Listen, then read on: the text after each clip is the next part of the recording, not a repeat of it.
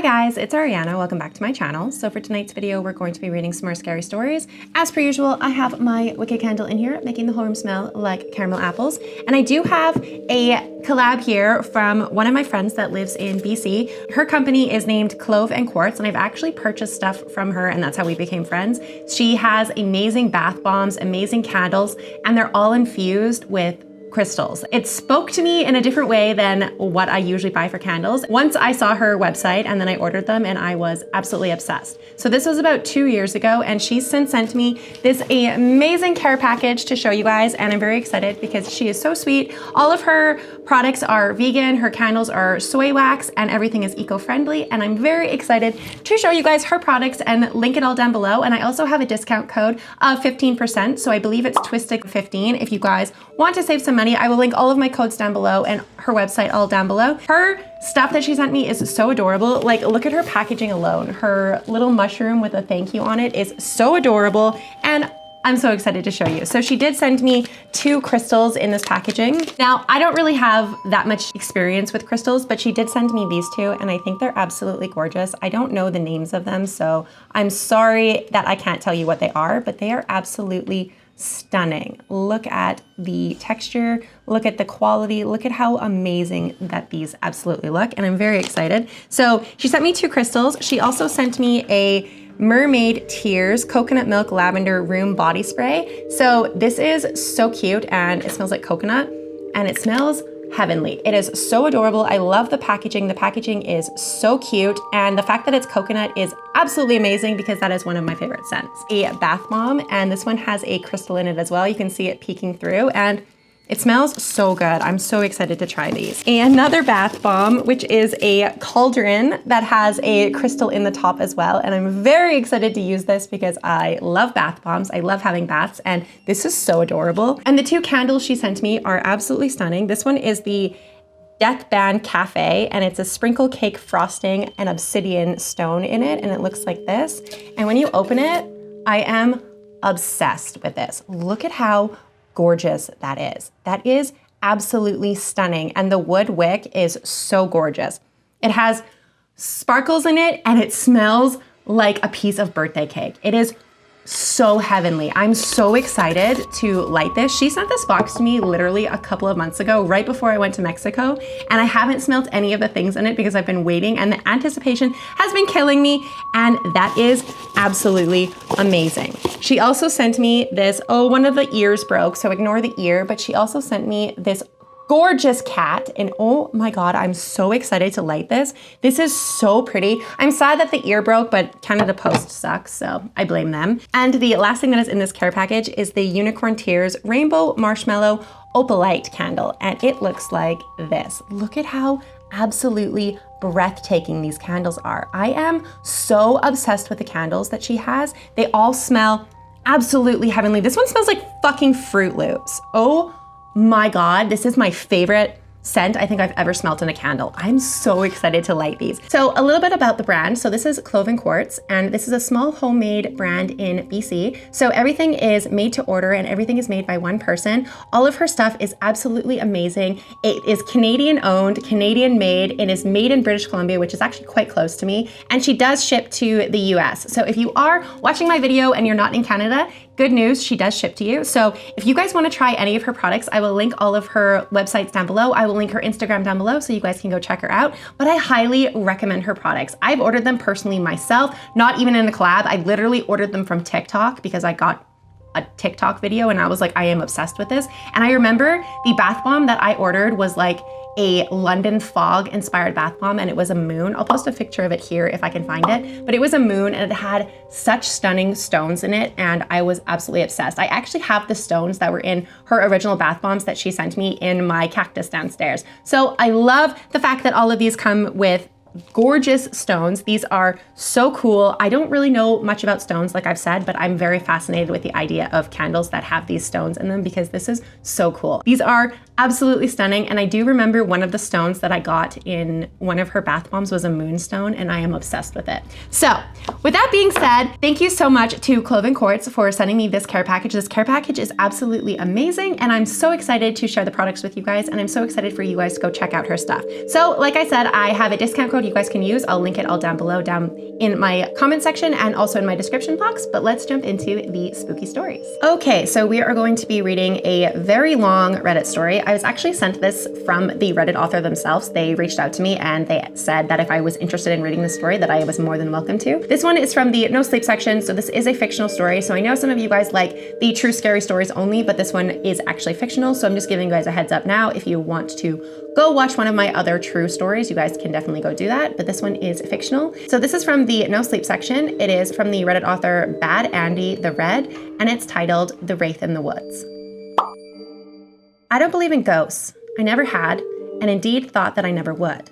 But something has happened that has made me question my opinion on this matter, as well as my eyes and my sanity. I'm writing this here to see what others might think.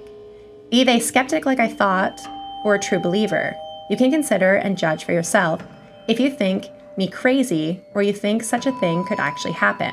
Here is the story of what happened to me. It was a nice weekend in summer, and my son Oliver and I were going on a camping trip. We were headed to a new campsite that was a bit further away than we had gone before, but looked like a very nice campground, if a bit remote. The site also had a nearby lake which promised good fishing. We had taken up the hobby as a father-son thing to pass the time and perhaps even catch some dinner. Though we had brought a cooler with provisions in the likely event we did not catch anything. We started on our way in the early morning, prepared for an almost 4-hour drive, to hopefully arrive sometime late morning or afternoon. The drive was long, and we even got turned around once, but found our way back on track. I began to hear the consistent grumbling and eventful, "Are we there yet?" from Oliver, who was losing his patience. And considering he was only 10 years old, he didn't really have much in the first place. I told him, almost, for the millionth time, and rolled my eyes when he sighed. Fortunately, we were actually very close, and in 10 more minutes, we were there at Crescent Lake Park. The picture on the website didn't do it justice. The place was beautiful, and despite being so out of the way, it seemed like it would be worth it. We spotted a lot of hiking trails, and we drove along the road up to the campground. There was a boat launch near a stunning vista of the lake in the distance. The best part was, despite being in prime summertime camping days, the place did not seem like it was very busy or overpopulated. We may actually be able to camp and fish in peace this weekend. I didn't notice the park ranger anywhere around, and I figured they must be attending duties somewhere. We drove into the campground and found our reserved spot, and at least at the moment, it didn't look like we had any neighbors in the adjacent lots. We parked, got out, and started unpacking our tent and supplies. I started setting up the tent while Oliver was playing around after unloading the vehicle. After trying to put our tent together, I heard him jumping around and battling bad guys in his camp with a stick he found. But he had stopped for a little while. I got up to make sure he was okay and saw him standing near a corner of the campsite with a piece of paper in his hand. I asked him what he had, and he looked up to me and handed the paper. He responded, "This is sad, and I hope they find her." I understood what he meant when I saw the paper had a missing person picture on it. It had indicated that Miss Sadie Mary Johnson had gone missing and was asking for any information about where her whereabouts could be. I agreed with Oliver that I hoped they would find her, but I saw the date on the flyer and had an uncomfortable feeling they might not. Missing person cases that don't find the person in question within 72 hours often have very bad outcomes. I suppressed my pessimistic thoughts and told him, "I'm sure she'll be fine and they will find her." I put the paper back down near the bench and I got back to the tent. Once it was set up, we had lunch and decided to go for a hike. We finally found a few other campers passing by on other sites, and we waved to a few of them, but no one seemed to greet us, and they all looked slightly annoyed by our presence. So Oliver and I hurried on. I just assumed it was some people being grumpy or antisocial. On the trail, we were walking parallel to a man coming back the other way on the adjacent trail leading to the lake. I don't know why, but I didn't like the look of this guy. He had a general unpleasantness in his face and what looked like barely restrained anger in his eyes. He wore a heavy coat over some camo and had what appeared to be a bloody skinning knife and would look like a cattle hammer on his belt. I didn't know if hunting was legal in this park, but I grabbed Oliver's shoulder and we steered clear out of sight, since I felt like I didn't wish to be noticed by this particular man. Though, looking back, if I had known what I know now, I would have left and called the police, then and there. After a long hike, it was starting to get dark, so we went back to camp and had dinner. Oliver wanted me to tell him some scary stories, but I haven't had any good ones, so I said maybe tomorrow. After eating some s'mores for desserts, we sat and enjoyed the peaceful evening. There was little sounds besides the cracking of our own campfire. I thought the silence would be nice and the lack of neighbors would even be better. But strangely, I found myself wishing that there was more noise. There was eeriness in the silence that made me concerned about how deep it would get when the last of the fire embers puttered out. There was a faint, unpleasant smell on the night breeze as well, which was detectable even despite the normally pleasant smell of campfire and forest. The air took on a considerable chill, despite the summer evening promise of mild temperatures that night. As I considered all these unpleasant omens, Oliver told me that he was tired. Since he had been up early, Oliver was more tired than normal at this hour and went to sleep early. I told him I would stay up a bit longer and clean up after dinner, and then I would head in as well. I fed the fire another log, despite not really needing the fire for too much longer. I still felt like I didn't want it to go out just yet. Maybe it was just my nerves. It was a long drive and a busy day. I just needed some sleep, and I will be good to go tomorrow. There's nothing to worry about. I got up to take a quick pee behind a tree when I heard a loud branch snapping. I looked around for the source, and I saw nothing. Once again, only the cracking of the campfire and Oliver's light snoring.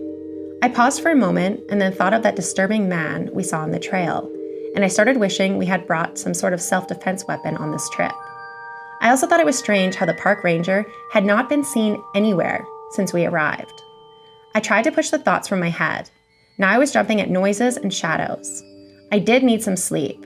I pushed the paranoia from my mind and I went to the tent and I tried to go to sleep.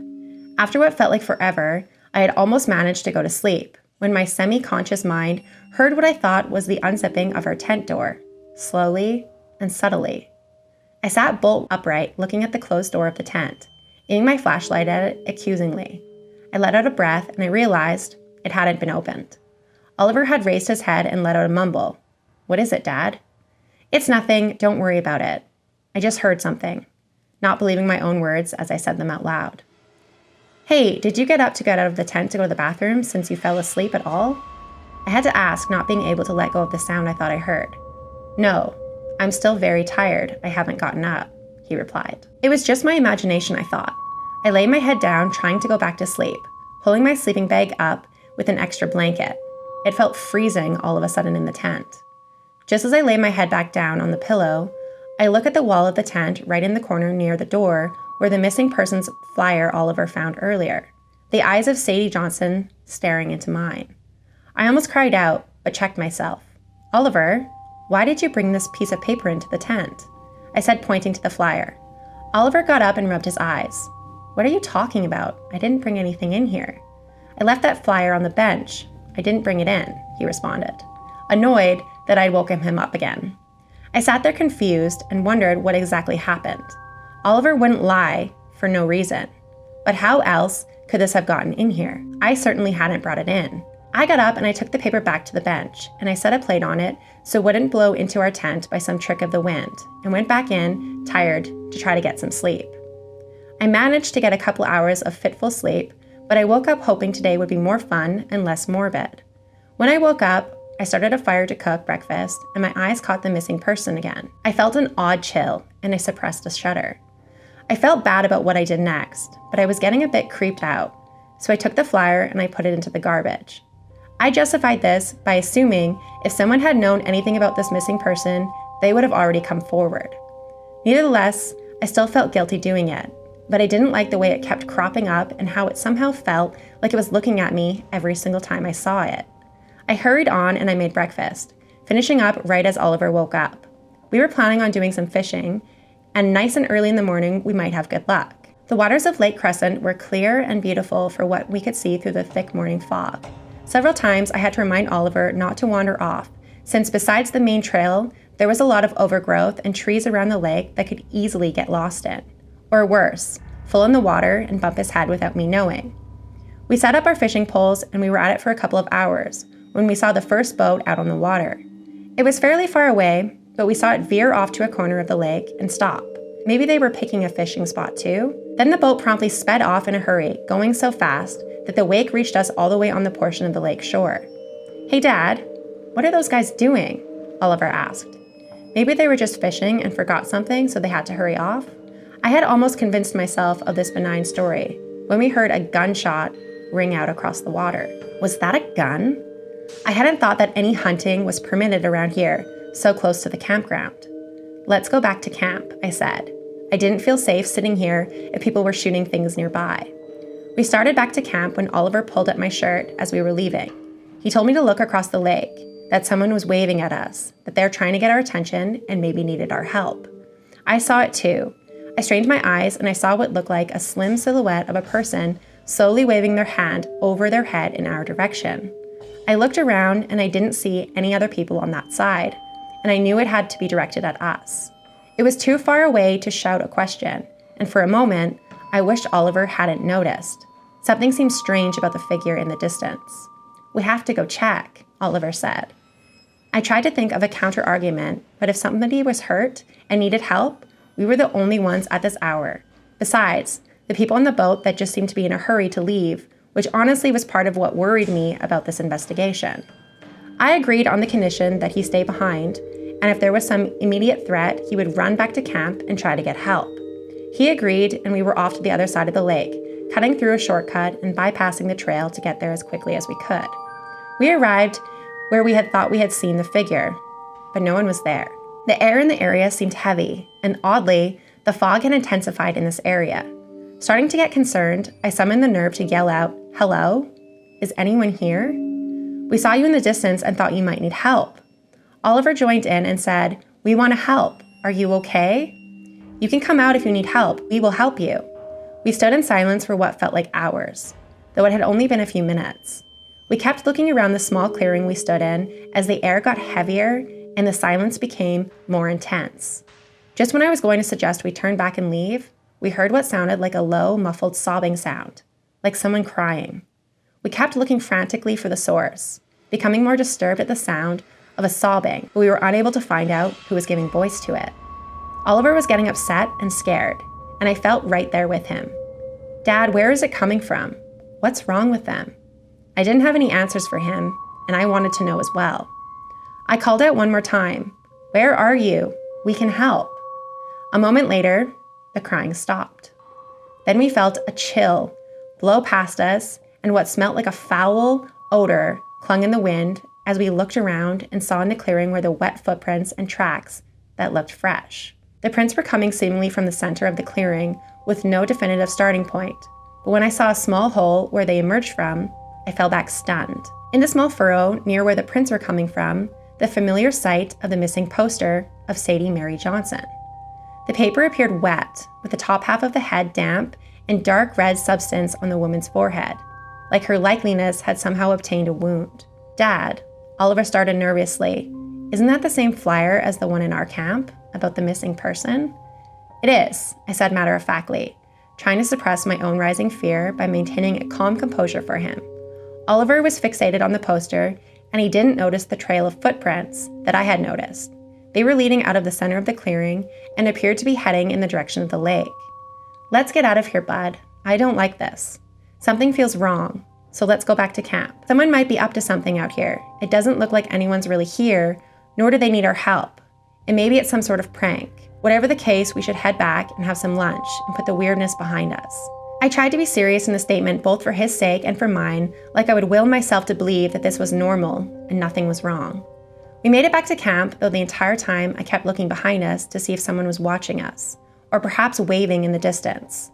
I didn't know what was going on, but I didn't like it. Who was that voice crying? What were the people on the boat doing? And who did we see across the lake? If it had any sense, I would have pulled the plug then and there and left for home. The whole thing felt wrong, but some unseen force I couldn't explain compelled me to stay. So I played it off and assured Oliver everything was fine, and that we would still have fun out here. That night, however, the real unexplainable things started happening. We ate dinner and we didn't speak of the weird things we experienced earlier that day. We went to bed early again, since our sleep had been troubled the previous night. Sometime later at night, a chill breeze woke us up, and I sat up. I saw Oliver's sleeping bag was empty and the tent door was open. I had told him not to get up and leave the tent without waking me up and letting me know, so I could go with him, but he did anyway. After all of the strangeness earlier, I wouldn't sit here and wait for him to come back. I got up and I grabbed for a flashlight when I noticed, that his was still there. I was starting to feel very concerned. Why would he walk into the forest in the middle of the night without a flashlight? I jumped out of the tent, both flashlights in hand, and hoped that he was maybe close and was just going behind a tree and not going to the outhouses. I called out, first somewhat quietly, "Where are you? You forgot your flashlight." Then more strongly when he didn't respond. "Oliver, where are you, bud? It's too dark. You need to come back now." I started to panic when silence was all that responded to my pleas. I didn't know where he could have gone off to. I tried to calm down and focus and look around, maybe for tracks, when I saw a boot print that looked like his size under the beam of my flashlight. It looked like he was heading in the direction of the lake. As I tried to follow the trail of boot prints, I heard an odd sound, like crackling or burning of wood in a campfire, then a loud snap. I wheeled around and saw that our campfire had somehow sprung back to life on its own. It was fully out 4 hours ago, not an ember left glowing, but now it was a blazing fire again, and when I looked down near the fire, I couldn't understand what I was seeing. It was the missing poster right by the campfire, face up, looking directly at me, except that the eyes of the picture appeared to have been burned out, leaving nothing but hollow holes where the eyes should have been and a faint red stain of the picture's hair. I was confused and terrified. I needed to find Oliver. I rushed in the direction of the lake, with branches whipping at me as I rushed past, shouting Oliver's name as I went. If anyone was camping here, I didn't care. I needed to find my son and get the hell out of here. I followed the trail until I got to the edge of the lake near where we had been fishing earlier. Across the water in the faint moonlight was a figure, a familiar silhouette that now in the dark appeared oddly luminous. The entity's hand was held up and appeared to be waving one hand towards me. When I strained my eyes, I saw who also appeared to be a smaller form slowly walking towards the glowing figure on the trail. "Oliver!" I shouted. I rushed towards him, nearly tripping over roots and debris as I ran. He was not responding, just shuffling towards, off in a trance. By the time I reached him, we were both almost upon the disturbingly radiant figure. It had not moved, but it had not vanished. When looking closer at it, I saw it appeared to be a woman. She had an almost translucent cloak of white that appeared to be very thin, but shrouded her features, so it was hard to see any greater details. She never spoke, but only looked at us. I was so dumbstruck by this spectral sight that I almost didn't notice Oliver brushing past me. I grabbed his shoulder and I stamped my figure in front of him, and he appeared to wake up from his trance, as if he was jostled out of sleep. What's going on?" he mumbled. Rubbing his eyes, he then saw her too, and just gulped the air, unable to vocalize his surprise of the eerie sight we were now witnessing. Before he could say anything, or worse, scream, I pushed a hand over his mouth, grabbing his shoulder and started backing away from the thing, not taking my eyes off of it. As we started to leave, I felt an intense pressure in my head and a howling blast of wind that came out of nowhere and almost knocked us both off our feet. I managed to overcome my mounting terror and asked the woman, "What do you want? Who are you?" Without responding to the question, the woman held out a hand and merely pointed at the edge of the lake. I continued to back away from her. I was terrified and a terrible pressure of what felt like the worst headache I had ever felt in my life. Oliver had said that he thought I lost consciousness for a moment, and I'm sure I did. But during the brief agony, I felt something else. I felt something pulling at me. It was imploring me to listen.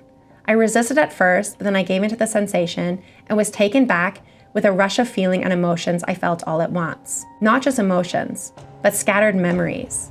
I couldn't remember who I was for a moment. I couldn't remember where I was, and I didn't know what had happened to me, why my head hurt so bad, and why he had done it. Wait, who is he? Then my vision was seized upon, and I saw an evil-looking man looking down at me. His face was familiar, but what was he doing? A voice in my head that was not mine spoke. "No, not that he wouldn't. It was an accident. He will take me to the hospital. Everything's going to be fine." It started to taper off, but they came back more intensely as I felt a strange tightening around my body. "No, why is he wrapping me up in his tarp? Where are we going?" "Not to the water. No, he wouldn't do that. He loves me." It gave way to screaming. "No, don't do it. Please, no." The voice fell silent and I felt so cold. The pain, my lungs filled with water. I try to scream, but my voice is now gone. There's only water and the blackness of the void. I regain my own mind now as I'm screaming. My lungs work again, and they are not full of water. Oliver says I was screaming without a pause for almost 2 minutes. I touch my face, and it is me again. Then I look at the spectral form of the woman, and I know who this wraith is. I can see her face now through the spectral veil, and I know why she's speaking to me. Without explaining anything to Oliver, I walk over to the form and past it, heading towards the water edge. I grab my flashlight, and Oliver, who can barely shout out a confused, "What are you doing, Dad?" before I dove into the water. I don't know how I know what I'm doing, but I dove deeper into the chill water, deeper in the freezing, murky depths, and I find it. I find her. My breath almost fails me, swimming down into the water. Deeper, near the bottom, I found a small alcove, almost like a small cave. Inside, I see her, still bound and wrapped in a tarp partly unfurled, her sunken and lifeless eyes somehow regarding me as I reached out to grab the binding like a handle and hoist her out. I almost drowned in the effort as I struggled under the water, but some unknown force gives me a feeling that I'm safe and able to hoist the body out of the alcove and swim back to the surface. As we break the surface of the water, I hear Oliver shouting for me, and I see the ghostly form of the woman on the water's edge just vanish. Oliver is freaked out, but he's glad to see that I'm okay. Then he's terrified again at the corpse I have exhumed from the lake. I explain to him, though I have no idea how I knew to this day that I found Sadie Marie Johnson. In my haze, I had also seen the body of a park ranger in the terrible sunken tomb. A gunshot wound to the head had been inflicted upon him, and seeing the body along with Sadie's made me think of the face I saw looking down in my vision. It made me think of the gunshot by the lake and the boat speeding off, and the evil-faced man walking down the trail just yesterday, a man whose face looked in almost every essential way just like the face I saw looking down at Sadie's body. When we got back to camp and drove out immediately until we had cell service and we called the police. The cause of the death was indeed homicide. She had been struck on the head and put into the lake alcove to drown. For what reason the police did not know, though she had been declared missing after running off with her boyfriend, a particularly unpleasant fellow with a rap sheet a mile long. The thought was more distressing when I thought of the strange boat the other day and how it had stopped in the same area and the gunshot we heard. We told the police about the strange boat and the man we saw and how the killer might still be in the area. When providing the information, the police showed me a mugshot of the victim's boyfriend, and I reeled when I saw it. It had confirmed what I suspected and feared it was the very same man we saw hiking the first day in the woods. Though I did not tell the police this part, the same man I saw looking down at poor Sadie's body in the nightmare vision. I felt sick when I considered the immediate danger we had been in and was utterly ignorant of it. I hoped the police would catch the deranged man and avenge Sadie. I had no idea of how I knew what I knew about her, but the bizarre event of the forest has me asking so many questions about spirits, life after death, and the influence that the departed can have on the living. The whole ordeal is months past, but as I write about it, I put to you to the reader, do you believe in ghosts? Can we truly catch a glimpse of the beyond at the right place and the right time? And can the will of those lost, the desire of justice, allow a soul to influence the living? For my part, I know this recently departed soul had touched me somehow, and this wraith in the woods had forever changed me and my view of the supernatural. And that's their entire story. So that was a very sad story. It did have some parts in it that are very, very touchy and very, very sad because it obviously mentioned homicide, and it obviously is a fictional story because it is on No Sleep. So if you're not interested in this type of content, I will definitely put a trigger warning at the beginning of the video so you guys can skip this video. If it's not your guys' cup of tea to listen to, I completely understand. But this was a really good story. It was really well written. I'm very, very excited to read more of this author's work because they write very, very well. So I'm excited that they decided to send that to me. They actually reached out to me and sent it to me over message. So thank you so much for allowing me to read your story. Your story was very good. And thank you so much again to Clove and Quartz for sending me this goodie box. All of your stuff is absolutely amazing. I'm so excited that you wanted to work with me. Entire box was absolutely amazing. This is where I'm going to end the video because this is a fairly long video already and I need to go edit this and post it for you guys. So thank you so much for watching. If you guys made it to the end of the video, please leave me your favorite camping emoji down in my comment section or forest emoji in my comment section because this is a very camping based story. So leave me a camping emoji down in the comment section if you made it to the end of the video. If you have any scary stories you want to share with the channel, please feel free to reach out to me either over email or over Instagram, and I will definitely read your guys' personalized stories as soon as you guys send them. But thank you so much for watching, and I will see you guys at the next video. Bye.